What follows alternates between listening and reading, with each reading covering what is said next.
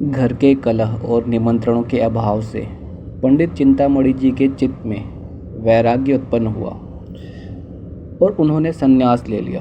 तो उनके परम मित्र पंडित मोटेराम शास्त्री जी ने उपदेश दिया, मित्र, हमारा अच्छे अच्छे साधु महात्माओं से सत्संग रहा है। ये जब किसी भले मानस के द्वार पर जाते हैं तो गिड़गिड़ाकर हाथ नहीं फैलाते और झूठ मूठ आशीर्वाद नहीं देने लगते हैं कि नारायण तुम्हारा चोला मस्त रखे, तुम सदा सुखी रहो। यह तो भिखारियों का दस्तूर है। संत लोग द्वार पर जाते ही कड़क कर हाँक लगाते हैं, जिससे घर के लोग चौंक पड़े और उत्सुक होकर द्वार की ओर दौड़ें। मुझे 2-4 वाणियाँ मालूम हैं, जो चाहे ग्रहण कर लो। गुदड़ी बाबा कहते थे, मरे तो पांचों मरे। यह ललकार सुनते ही लोग उनके पैरों पर गिर पड़ते थे। सिद्ध बाबा की हाँक बहुत उत्तम थी। खाओ पियो चैन करो, पहनो गहना, पर बाबा जी के सोटे से डरते रहना। नंगा बाबा कहा करते थे, दे तो दे, नहीं दिला दे, खिला दे पिला दे सुला दे। यह समझ लो कि तुम्हारा आदर सत्कार बहुत कुछ तुम्हारी हाँक के ऊपर है। और क्या कहूँ, भूलना मत, हम और तुम बहुत दिनों से साथ रहे हैं, सैकड़ों भोज साथ खाए हैं, जिसे नेवते में हम और तुम दोनों पहुँचते थे तो लाख डांट से 1-2 पत्तल और उड़ा ले जाते थे। तुम्हारे बिना अब मेरा रंग ना जमेगा। ईश्वर तुम्हें सदा सुगंधित वस्तुएं दिखाए। चिंतामणि को इन वाणियों में एक भी पसंद न आई। बोले, मेरे लिए कोई वाणी सोचो। मोटेराम, अच्छा ये वाणी कैसी है? ना दोगे तो हम चढ़ बैठेंगे। चिंतामणि, हाँ मुझे ये पसंद है, तुम्हारी आज्ञा हो तो इसमें काट छाट करो। मोटेराम, हाँ हाँ करो। चिंतामणि, अच्छा तो इसे इस भांति रखो, ना देगा तो हम चढ़ बैठेंगे। मोटेराम उछलकर, नारायण जानता है यह वाणी अपने रंग में निराली है। भक्ति ने तुम्हारी बुद्धि को चमका दिया है। भला एक बार ललकार कर कहो तो देखें कैसे कहते हो।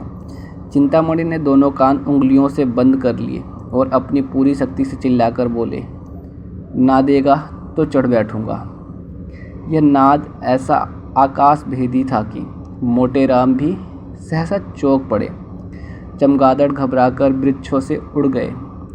कुत्ते भौंकने लगे। मोटेराम मित्र, तुम्हारी वाणी सुनकर मेरा तो कलेजा कांप उठा। ऐसी ललकार कहीं सुनने में न आई। तुम सिंह की भांति गरजते हो। वाणी तो निश्चित ही होगी। अब कुछ दूसरी बातें बताता हूँ, कान देकर सुनो। साधुओं की भाषा हमारी बोलचाल से अलग होती है। हम किसी को आप कहते हैं, किसी को तुम। साधु लोग छोटे बड़े, अमीर गरीब, बूढ़े जवान सबको तू कहकर पुकारते हैं। माई और बाबा का सदैव उचित व्यवहार करते रहना। यह भी याद रखो कि सादी हिंदी कभी मत बोलना, नहीं तो मरम खुल जाएगा। टेढ़ी हिंदी बोलना, यह कहना कि माई मुझको कुछ खिला दे, साधु जनों की भाषा में ठीक नहीं है। पक्का साधु इसी बात को यूँ कहेगा, माई मेरे को भोजन करा दे, तेरे को बड़ा धर्म होगा।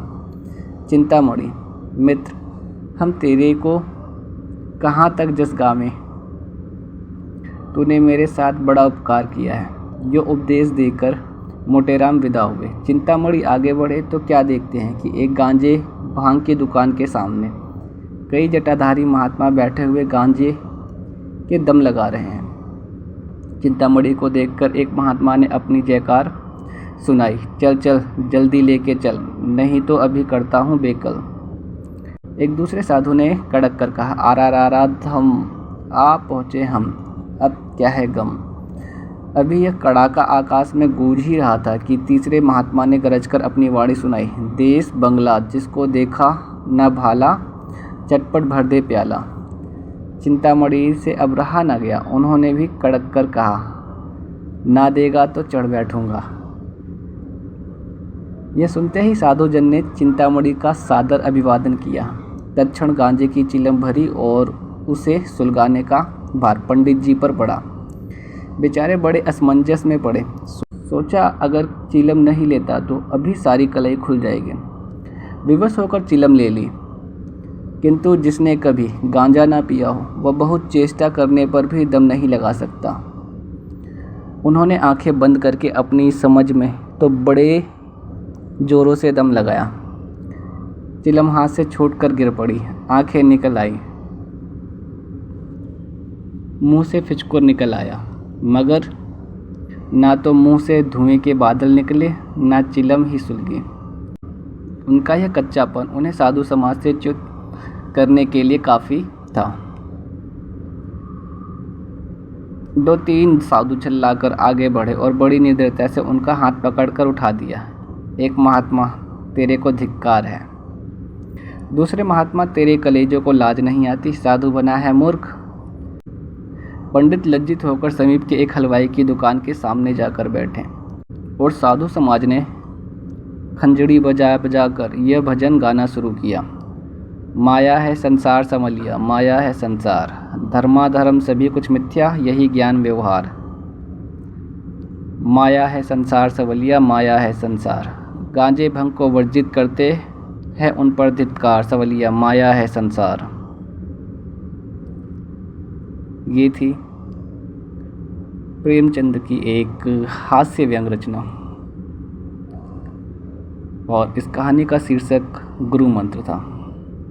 आशा करता हूँ आपको यह कहानी पसंद आई होगी।